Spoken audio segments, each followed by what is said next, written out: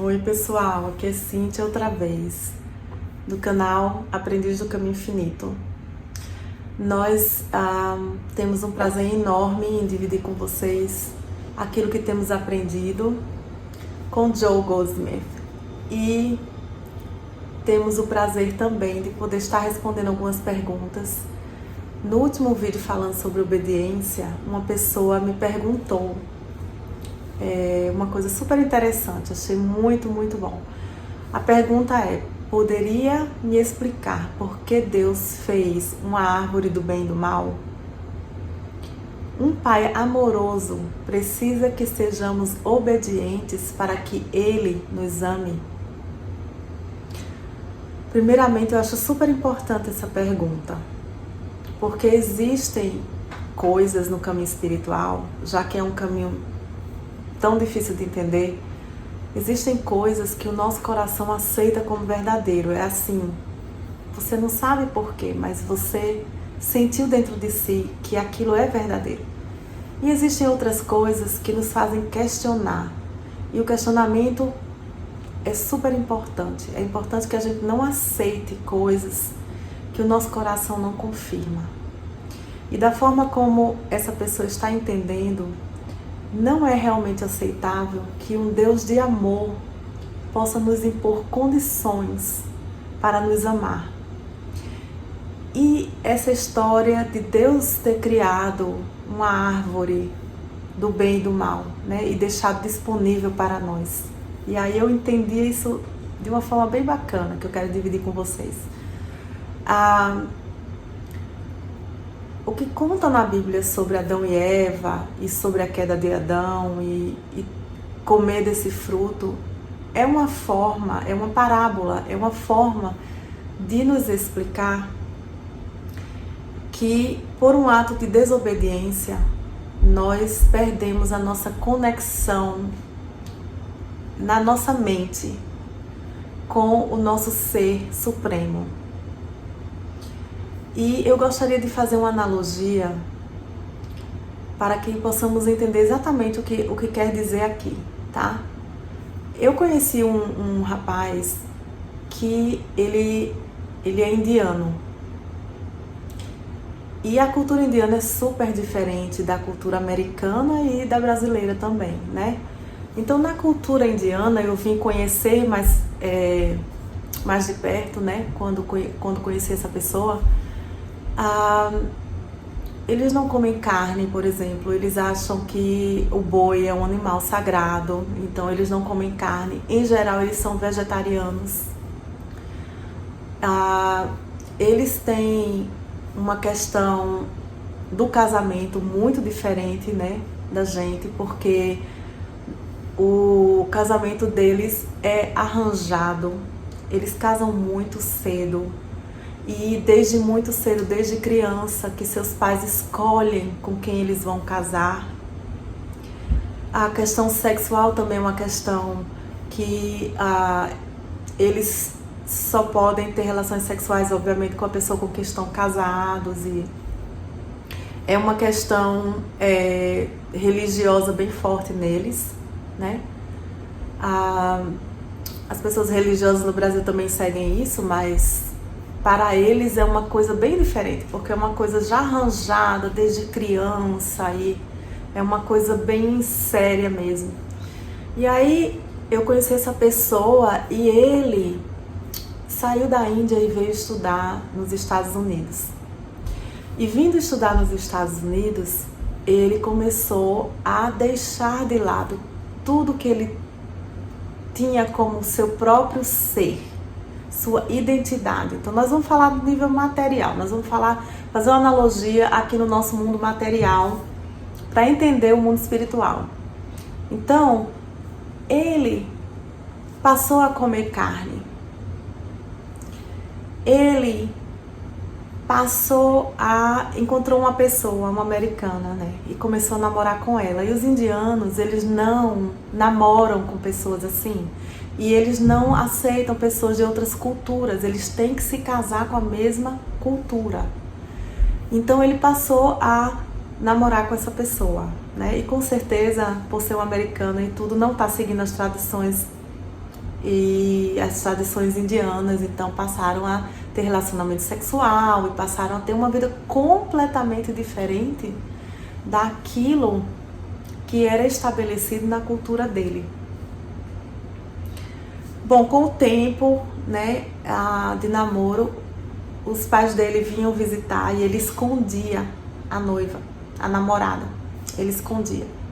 E acabou que não deu certo o namoro, mas eles passaram 6 anos juntos, né?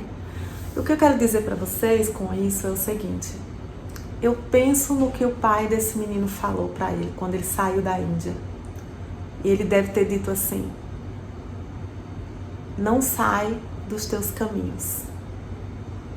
Eu não tô aqui querendo julgar quem tá certo, quem tá errado, qual é a cultura melhor do que a outra. Não, só existe diferença, né? Não existe nada melhor do que nada. Mas para eles, que são indianos, com certeza seus pais disseram: filho, não sai dos teus caminhos, porque se você sair dos teus caminhos, você vai se perder. Você vai esquecer quem você é. Você vai esquecer a sua identidade. Você vai esquecer que você é indiano. E você vai passar a viver uma vida perdida, separada da sua própria identidade. Mas ele foi desobediente. E o que aconteceu com esse meu amigo é que ele, até a última vez que eu tive notícia dele, ele deve ter mais de 50 anos e ele não se casou, não voltou para a Índia. É um professor universitário de PhD, uma pessoa super bem sucedida financeiramente, mas ele não é americano e também não é mais indiano. Ele se perdeu no caminho. E eu imagino que para os pais dele existe uma dor muito grande de que o filho saiu, né, dos seus caminhos e se perdeu. E eu tenho certeza que o pai deve falar: filho, volta para a casa do pai. Volta. Volta porque nós te amamos muito. Não é que o pai esteja impondo condições, é que ele sabe que a partir do momento que há desobediência, onde o filho segue um caminho à parte daquele estabelecido pela sua família e pelo pai, ele sabe que ele vai se perder. Ele sabe que ele não vai mais saber voltar. Ele sabe que ele vai sofrer. E o pai diz: não come desse fruto. Não come, porque esse fruto vai tirar você do seu caminho. Então o homem, ele se separa de Deus e ele vai seguir seu próprio caminho. E aí conta também na Bíblia a história do filho pródigo. Que o filho pródigo foi a mesma coisa. É uma questão de você se separar. A desobediência aí é você querer seguir a sua vida a parte do seu pai. Então, quando o filho pródigo voltou para casa, o pai fez uma festa. Ele não impôs condições para o amor, mas ele sabia que se o filho saísse, ele ia sofrer, ele ia se perder, ele ia passar dificuldades. E isso é o que acontece conosco. A partir do momento que comemos desse fruto e passamos a deixar de ser seres completamente espirituais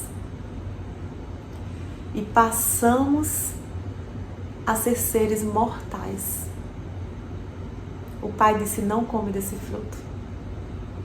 E nós comemos desse fruto.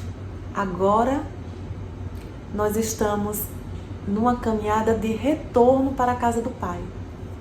Eu acredito que a maioria das pessoas que está aqui acompanhando o nosso canal chegou até aqui porque estava em situação de dor, porque seu corpo estava enfermo, porque sua mente estava enferma, porque sua vida financeira estava destruída, porque seu casamento estava destruído.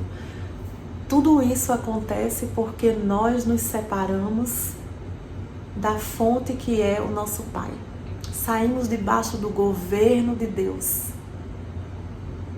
Comemos de um fruto, significando que nós viemos a conhecer coisas à parte de Deus, coisas que não existem em Deus. Em Deus só existe o amor, em Deus não existe guerra, não existe diferença. Não existe um e o outro, mas só existe um. E nós viemos a conhecer coisas que Deus desconhece. A Bíblia fala que Deus é muito puro para conhecer a iniquidade. Então nós conhecemos a iniquidade. Nós conhecemos o bem, nós conhecemos o mal porque nós criamos um bem à parte de Deus. Um bem que, por exemplo, é bem para mim, mas é mal para você. Esse bem não existe para Deus. Um bem aonde eu vou ganhar e você vai perder. Esse bem não existe no mundo de Deus.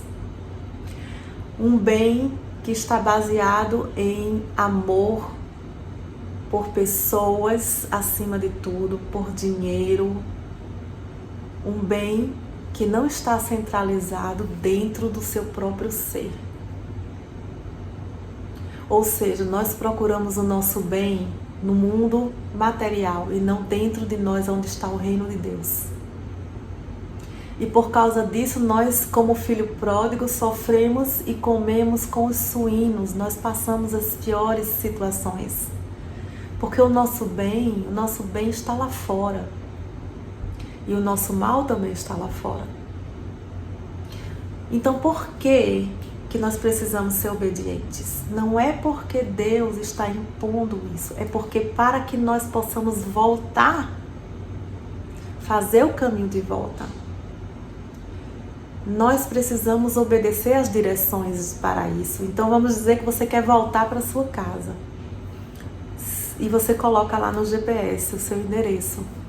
Aí o GPS fala, vira para a esquerda. Você fala, não, eu vou virar para a direita. Eu vou continuar indo para a direita. Você nunca vai chegar. Então essa é que é a obediência nesse sentido. Porque quando a Bíblia nos diz, gente, perdoa o próximo. É o GPS dizendo, entra para a esquerda. E eu falo, não. Porque o meu ego é maior. Porque os meus interesses estão no meu orgulho. O meu interesse está em qualquer coisa que for. E não em obedecer ao Espírito para que você se volte para a vida espiritual e para que você... mais uma vez, para que você ande em direção à casa do Pai. Voltando a ser um ser espiritual e deixando de lado, como disse Jesus Cristo, deixa tudo, você tem que deixar pai e mãe, você tem que deixar todas as coisas e seguir após mim. Quando nós vemos na Bíblia, não levante a espada, e nós levantamos a espada, ou quando diz, faça as pazes com teu irmão antes de levar a tua oferta ao altar. E nós vamos com o coração cheio de preconceitos, ódios, rancor. Assim, nós não estamos sendo obedientes e não estamos seguindo o caminho em direção à nossa espiritualidade. E é muito difícil porque muitas vezes nós temos que obedecer primeiro para poder entender o que é que vai acontecer depois, tá? Mas o que é que eu vou ganhar com isso? Eu vou deixar essa pessoa me pisar? Eu vou deixar essa pessoa acabar comigo? Só que quando você sai debaixo das leis materiais e você entra debaixo das leis de Deus por obediência, você pode ter certeza que é Deus que está governando a sua vida. Você não está desprotegido. Você está sendo governado por Deus. E essa deve ser a nossa confiança.